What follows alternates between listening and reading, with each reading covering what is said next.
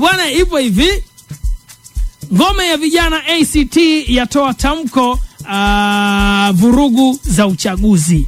Ngome ya vijana wa ACT Wazalendo nao sasa wametoa tamko kuhusiana na masuala mazima ya vurugu. Sasa mwenyekiti wa ngome ya vijana wa chama cha ACT Wazalendo ngazi ya taifa, namzungumzia Abdul Nondo, unamjua ametoa wito wa kufanyika kwa maridhiano ya kitaifa yatakayohusisha makundi yote ya kijamii, kisiasa na kidini, sio tu wanasiasa, kijamii, kidini na kisiasa, huku akisisitiza kwamba serikali isiwe serikali yetu isiwe msimamizi wa maridhiano hayo, bali pawepo na mtu wa tatu, tunamuita third party, mtu wa tatu ambaye huyu atakuwa huru, atakayeratibu mchakato huo wa maridhiano.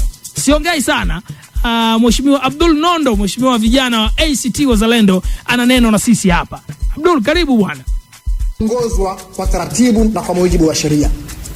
Kuna vyombo vya sheria wanaotuhumiwa kuvunja sheria na sio kuuawa, extrajudicial killings, kwamba ukituhumiwa unakufa, ukikamatwa unaandamana upigwe risasi, mambo ambayo yanapaswa kukemewa. Kanuni ya adhabu kifungu cha 77 kinataja mtu anayetuhumiwa kushiriki mkusanyiko usio halali au ghasia anatenda kosa na adhabu yake akikutwa ni hatia ya kifungo cha mwaka mmoja.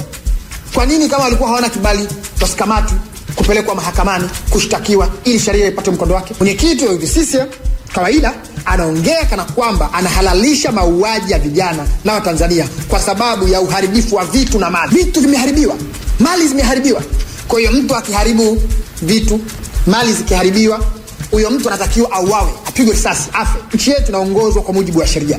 Kanuni ya adhabu kifungu cha 82 kinatoa taratibu kwa mtuhumiwa yeyote anayekusanyika na kuharibu vitu akikutwa na hatia, adhabu yake ni kifungo cha miaka 7.